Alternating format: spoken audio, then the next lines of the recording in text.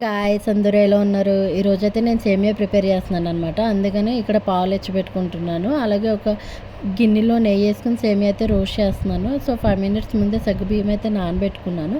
ఆ సగ్గుబియ్యము ఇప్పుడు పాలు మరుగుతున్నప్పుడు దాంట్లో వేసి తిప్పుతున్నాననమాట. అలాగే సేమియా ఆల్రెడీ గోల్డిష్ కలర్ వచ్చేసింది కాబట్టి అది కూడా పాలల్లో వేసుకుని తిప్పుతున్నాను. సో, ఇలా వేయగానే తిప్పాలన్నమాట. లేదంటే గెడలు కట్టేస్తది. నేను అలా 2 మినిట్స్ అయితే తిప్పుతూ ఉన్నాను. ఇక్కడ ఫ్లేవర్ కోసం అయితే యాలక్కాయల పొడి వేసుకుంటున్నాను. కొంతమంది వేసుకుంటారు, కొంతమంది వేసుకోరు. సో, నేనైతే ఇక్కడ వేసుకుంటున్నాను.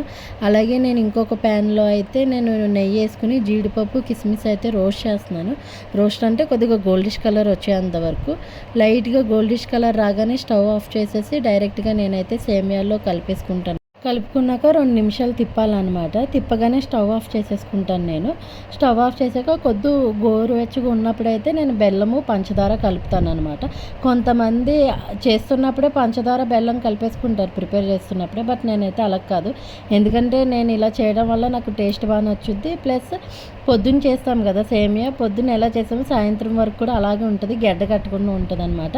అంతే. ఇంక ఈ video like, share, subscribe, don't miss it.